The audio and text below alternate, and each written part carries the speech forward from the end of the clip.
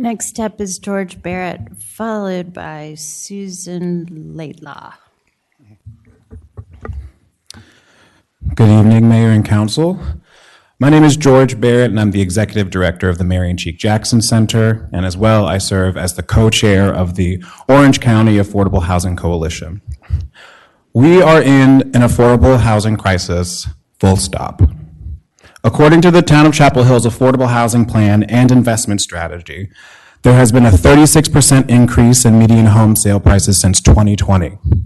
Rents have risen faster compared to incomes for low to moderate households.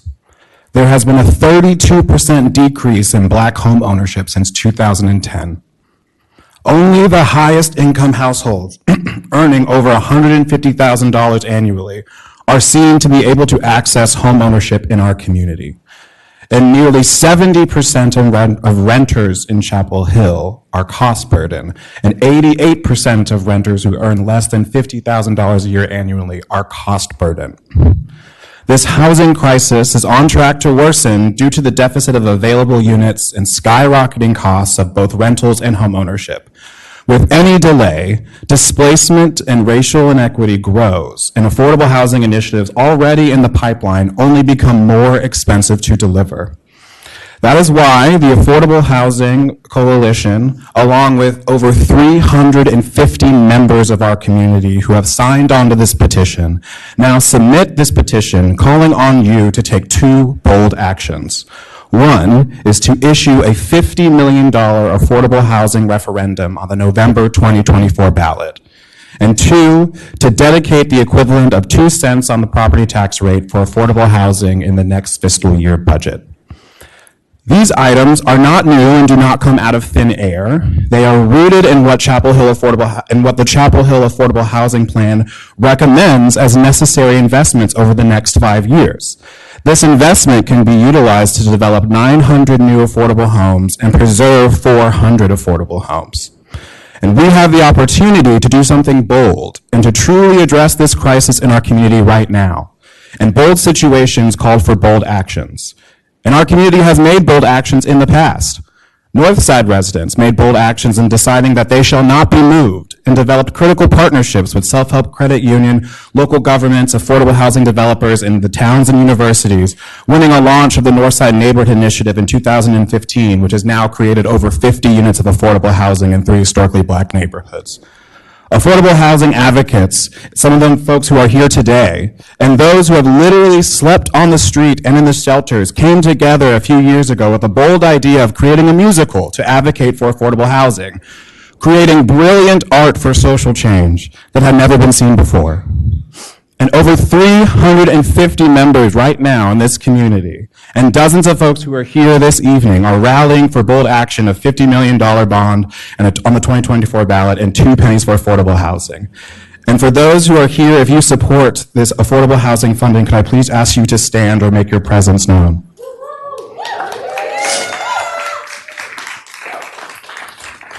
So as you can see, you have an opportunity to steward this bold action into existence. You have the opportunity to implement the actions laid out in the Chapel Hill Affordable Housing Plan. And you have the opportunity to be bold leaders in our community and make change in this crisis now. Thank you. Thank you.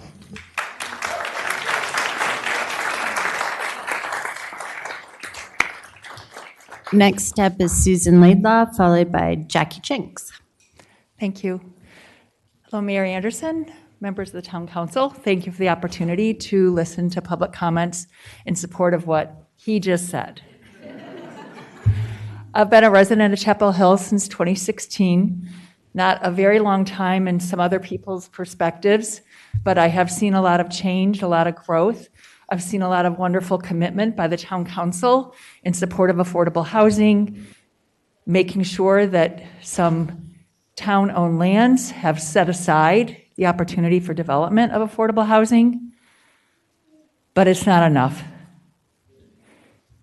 What we ask in this petition to have this financial support of the $50 million come on to the November, and also the 2 cents from property taxes will go a long way in funding affordable housing that we need in our community.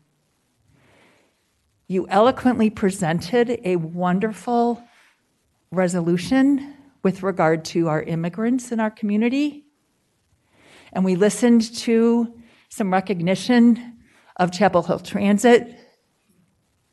How about envisioning immigrant workers leaving affordable housing, which perhaps today they have no opportunity to access, hopping on a Chapel Hill Transit bus, and going to teach in our schools, going to work in our hospitals, going to work for the town. I ask you to please consider this petition and advance it as your plans are. And I also want to again recognize George for such eloquent presentation of this petition. And I did sign it, and a lot of other people did too. So thank you for your time. Thank you. Next up is Jackie Jenks, followed by Elizabeth Young. All right. Good evening, everyone. I'm Jackie Jenks. I am co-chair of the Affordable Housing Coalition with George Barrett. I live and I vote in Chapel Hill, and I spend the majority of my waking hours at IFC as a part of a community of people with current and past lived experience of housing crisis and insecurity. Every day, there is at least one new person at IFC who we're just meeting. They have a story of why they've come in seeking information and support. Many people these days have a look of shock on their faces.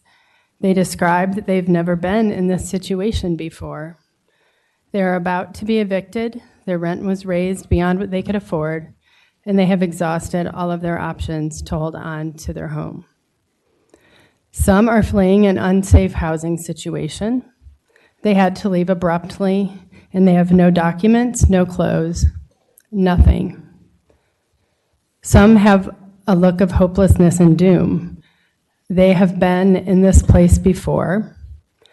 They know what happens during a housing crisis. One member told us, "It is scary and demoralizing and traumatic. It changes you. It takes you to places you've never been before. And the worst part is you never know how long it will last." As of this morning, there are 180 men on the waiting list for IFC's shelter, which has 52 beds that are all full. There are 57 women on the list, and only 17 beds, which are all full. There are 63 families on the waiting list, with only 10 rooms at any given time. That was this morning. Tomorrow, there will be more. Right now, as we are here, people are making their way from IFC Commons, where they've just eaten dinner, to their campsite in the woods, or the spot behind the grocery store, or a park, or if they're lucky, their car that may or may not be running. This moment, we have neighbors who are laying out their blankets on a hard ground where they will sleep for the night. As someone who has the privilege of going to a home with heat and running water to a bed every night, I can try to put the realities I see every day out of my mind, but it doesn't work. I don't think it's supposed to work, and I don't want it to work for you either. I don't want to leave this place tonight and forget that our neighbors are sleeping outside, where there's no restroom for them to use, where they are often cold and wet and alone, and where they can be robbed, beaten up, or worse. I don't want you to put that out of your heads, because the housing crisis in this community is urgent, it is unacceptable, and this is not who we are. So we urge you to take this petition seriously, take it seriously now. It is urgent. It cannot wait until 2025. This needs to happen today. And together, we know that we can do this. Thank you.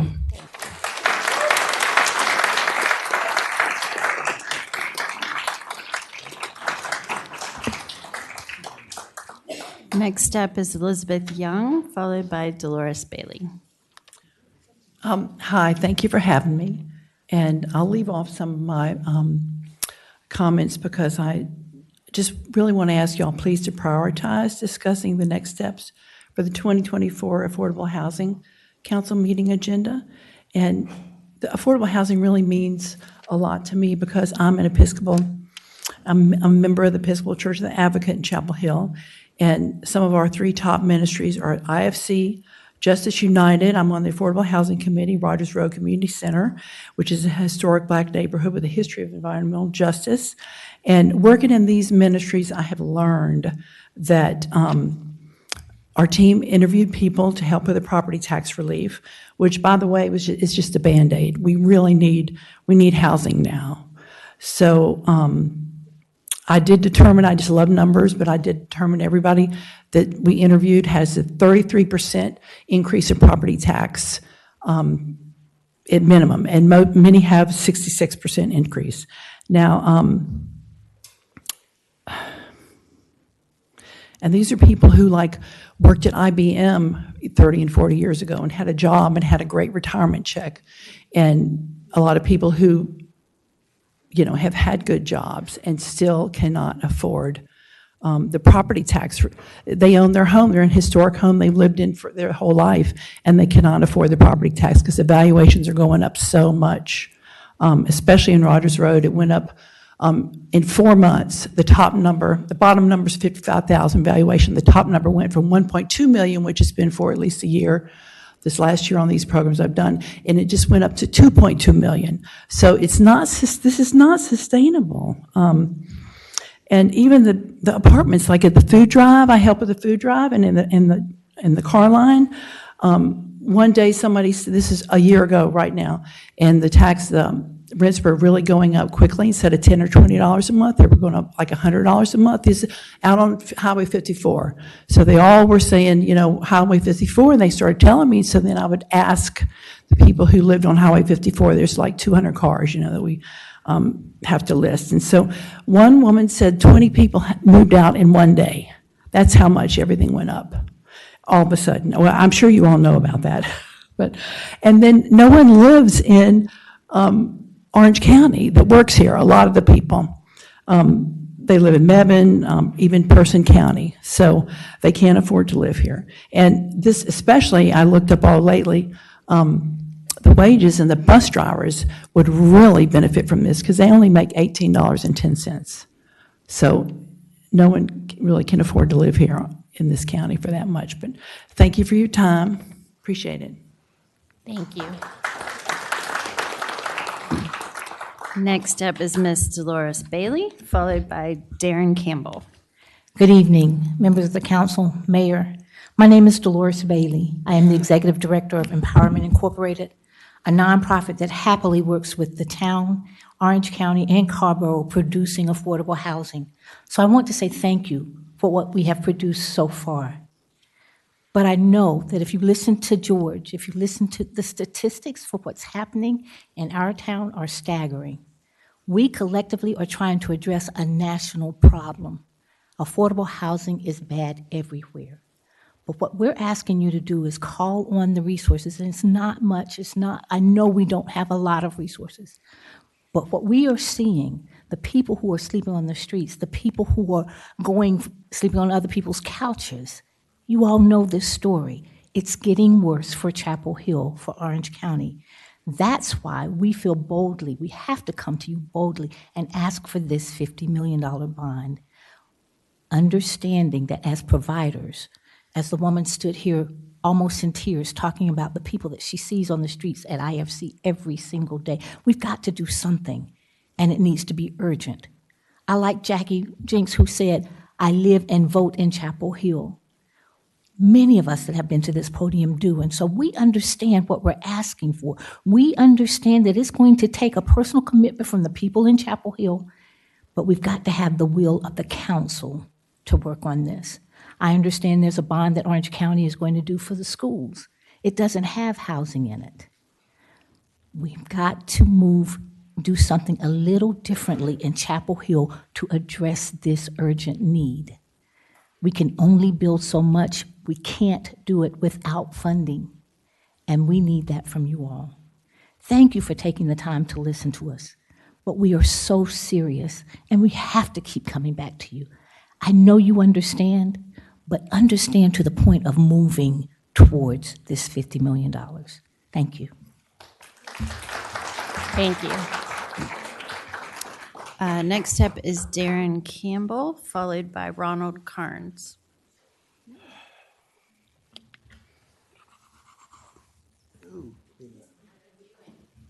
Oh, good. Good evening. My name is Darren Campbell. I work with IFC Team Activate. Some of you on the council, you recognize my face because I was here last year speaking about a similar issue, the funding that we need to build affordable housing in Chapel Hill, Carrboro area, especially in Chapel Hill. As you've heard others earlier speaking about the fact that there's the homeless people sitting out, living out on the streets, behind the stores, behind everyone's house. That hasn't changed. It's only gotten worse.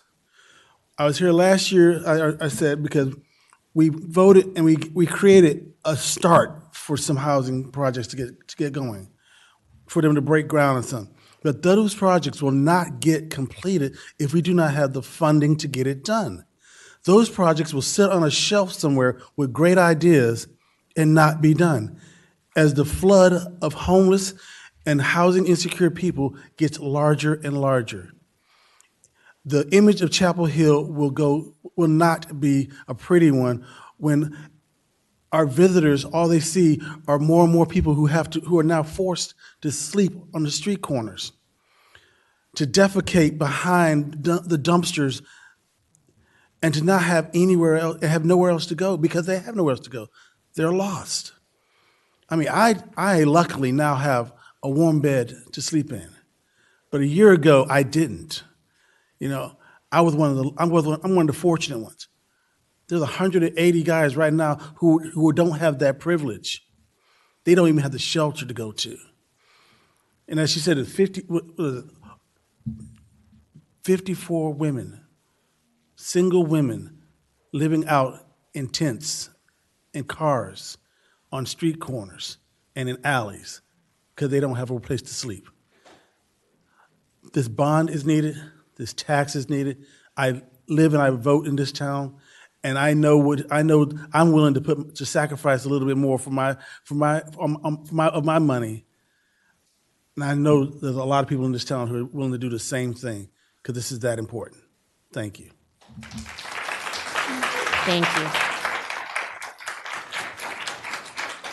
Next up is Ronald Carnes, followed by Anita Wright. White. Good evening, everyone. All of these faces, I know most of you. Congratulations to the newbies. Chris. I'm proud to live in Orange County, and I've seen everything that you see. You see it every day. I've seen success stories. I've seen successes that have originated right here because we were here to talk to you about it. Nobody stuck their nose up or turned their head or walked away. We got in, we got it done. I've seen this council in action. I've seen the different organizations in this township get together and get things done. When we lost some of our citizens on the streets of Carrboro and Chapel Hill, Orange County, from exposure to bad weather. We got together and dealt with it. It was a problem that you saw, you knew it had to be done, and we dealt with it as best we could. It's still getting worse. We have to come up with a plan. And what I love about this town is that we've always figured out a way to sit down together and come up with ideas to make things work. I do believe that we can do this again. And this is the time to get it done. There's no sense in me sitting there talking about what needs to be done. We all know what the program is. And my hat's off to you $50 million? I don't even know how to count that high. But you guys came up with that total because you're looking at the numbers. I respect that. That tells me that you're in this. And all of us here are in this. I wrote a review for Google about IFC 2017. That review is still going, and I talk about the problems that we deal with. We're still dealing with them. We're still dealing with them. We haven't stopped because IFC is good at what we do, and we're good at it because you guys are receptive to what we talk about. The people in our community, we're successfully getting them into IFC to talk about these things and to get the job done. We know what we need to do. We just got to get it done. And I'm glad to see all you guys here. Thank you.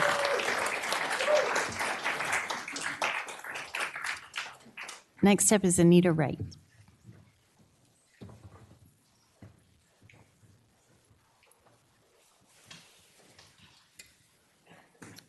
Hi and good evening. I found out about this meeting at the IFC where they feed people every day. They're very courteous. They're very nice. It's something that you would expect in a college town. And the women there are just really, they're not too old and they're very pleasant. And I'm very proud of them because a lot of young women are not pleasant. But anyway, I come to you today as a person that's come from Chicago. And my husband and I, we divorced and we had 6 children. And it was getting dangerous in the suburbs because the big business were knocking down the blighted areas in Chicago and sending everybody out to the suburbs. And so we caught all of that.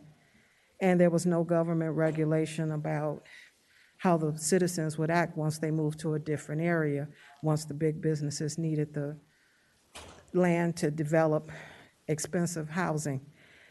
So it forced me out of my home. And my husband had moved to Chapel Hill, and he brought the children here with him. The taxes are crazy in Illinois near Chicago, okay? And so my children attended school here. They were all on honor roll. Graduated, all 6, and then his wife had 2 children, and she had 1 with him, and they all graduated. So you're coming, I'm listening, and I'm like, wow, these children were able to make it through college, have careers, and unfortunately, still it's not enough money. So if you come from a family that did not know how to cultivate education and allow you to be able to learn so you could earn more, that could be a problem for you. But still, I come from people that didn't have a college education, but had a lot of common sense, okay, and respected family values that was able to push us to want to go and do different things and make a great thing about, Illinois, but the United States. And I'm happy to be here in Chapel Hill. I came here because my kid's father had open heart surgery and his wife had passed with cancer. And I came here because my baby daughter said she started seeing people sick. So my kids went through college, and so did my ex-husband's new wife, children. They attended college while these 2 were sick, open heart surgery and cancer, and then the mother passed. Some of you might know them. But anyway, and I had to get them out of Chicago near Chicago because of what the redevelopment was doing in Chicago to the areas around it. And we were middle-class people, and we just couldn't take care of everybody. And I don't want Chapel Hill to feel that city development burden that they have to take care of everyone. That's not fair. That's why people like Al Sharpton and celebrities are out here trying to help. You know, and I talk with Al Sharpton and Reverend Jesse Jackson and his family, and we're trying to make differences for all people. And Chapel Hill can do it. You know, Thank you. You can do it. I'm very proud. When I sent my children here, I never had to worry about their math or anything. My kids were all Excel students, okay? They got academic scholarships. Two attended UNC here in Chapel Hill. And Thank other you. people should have that opportunity. Ma'am, you I'm going to know. need you to wrap up. Okay. Thank you. Well, my thing of what I'm saying is, coming from a city environment, you're turning city around here. And it's not a scary thing. You just have to work with it, but you do have to get the pros that know how to do it to help you, because like the people are saying, you just can't turn these people away. And Thank if you. they were denied an opportunity as a young person, that doesn't mean it has to be denied forever. And their gifts can be, available for other people to experience what they've experienced, but in a better way. Thank But you. that's the only reason why I came tonight, was to let you know you can do it. We've done it in Chicago. All my kids went through college. Ma'am, we have to move on. Thank Okay. you. All right, I'm sorry I didn't get here at the beginning, because I wasn't going to come at Thank you. first. All right.